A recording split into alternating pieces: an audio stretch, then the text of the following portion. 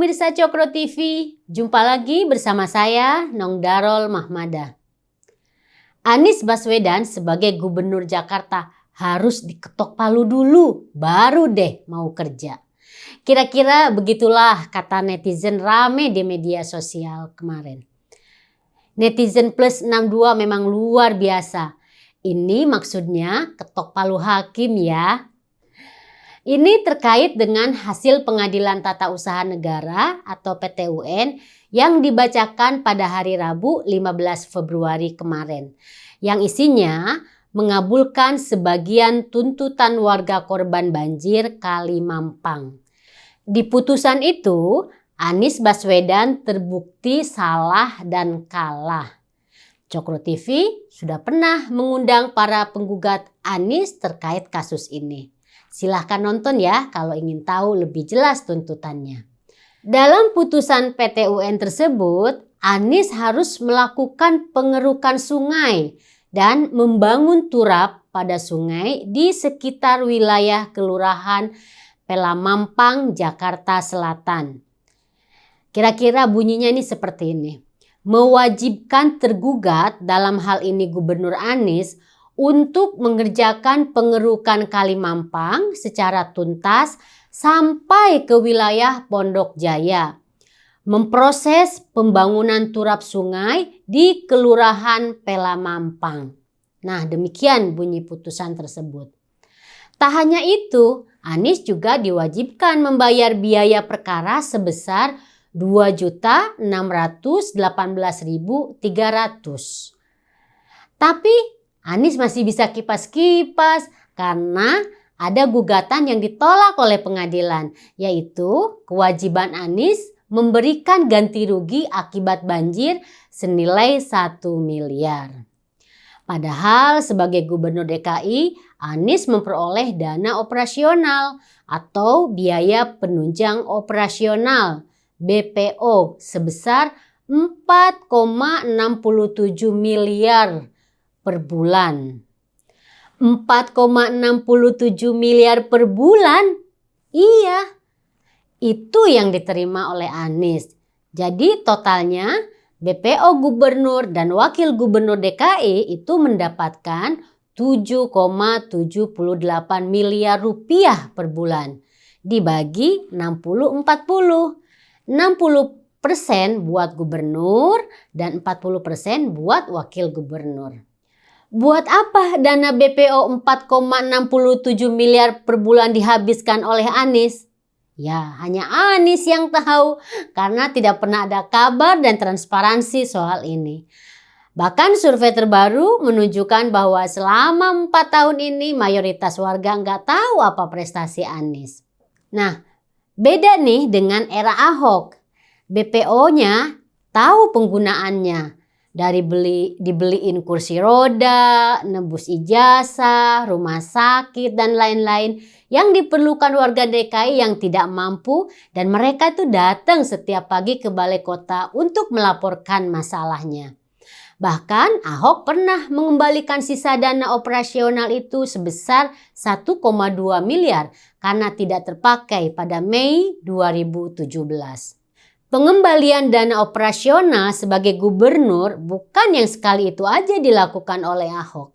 Ahok juga pernah mengembalikan dana operasional pada tahun 2014 sebesar 4,8 miliar rupiah yang merupakan peninggalan mantan Gubernur DKI Joko Widodo yang kemudian terpilih sebagai presiden tahun 2014. Kata Ahok waktu itu, dana tersebut merupakan sisa dana operasional Jokowi selama 4 bulan. Saat itu Ahok mengunggah bukti pengembalian dana operasionalnya itu di website pribadinya. Nah, bagaimana dengan Anies? Gak usah deh ngomong yang dana operasional. Dana APBD DKI pun disedot tidak karuan. Menurut jubir Partai Solidaritas Indonesia (PSI) Sigit Widodo, Anies sudah menghambur-hamburkan duit hampir 1 triliun buat sumur resapan dan balapan Formula E. Pak Anies sudah menghamburkan 900 miliar untuk komitmen fee Formula E 560 miliar dan pembuatan sumur resapan 340 miliar. Begitu kata Sigit Widodo. Zaman Ahok, staf-staf gubernur digaji dengan dana operasional, jadinya nggak membebani APBD lagi. Era Anies, TGUPP malah diperbanyak untuk menampung orang-orangnya Anies, tapi dengan anggaran yang diambil dari APBD yang tiap tahun terus naik. Dana operasional gubernur 4,67 miliar yang diterima Anies, wah jangan diganggu gugat, Anies sih kipas-kipas. Nah, seharusnya dengan APBD besar dan dana operasional besar, Anies bisa maksimal bekerja dan menata kota. Malah maksimalnya menata kata dan tak berhenti-henti bersilat lidah. Kalaupun ada yang digarap oleh Anies, tak lebih dari proyek pencitraan. Yang diubek-ubek pastinya jalur Sudirman Tamrin, mulai dari trotoar, patung bambu, patung batu, patung sepatu, penyeberangan orang, yang sebenarnya kawasan itu memang sudah indah dan bagus dari dulu. Akhirnya ada eledekan, Anies itu gubernur Jakarta apa camat Sudirman Tamrin sih? Sementara kawasan-kawasan yang belum tertata dengan baik, contohnya Kalimampang hingga Pondok Jaya, gak pernah dikerjakan. Mungkin saja kalau Kalimampang dan Pondok Jaya itu bisa dipindahkan tuh ke Sudirman Tamrin, baru deh mau dikerjakan oleh Anies. Belum lagi kawasan pinggir kali Ciliwung. Yang ironis, saat Anies memamer-mamerkan dan bangga Stadion Jakarta International Stadium itu yang senilai 4 triliun.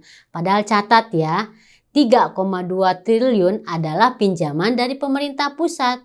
Itu ada warga di Kali Ciliwung yang jatuh dari toilet di atas sungai dan langsung meninggal terseret arus.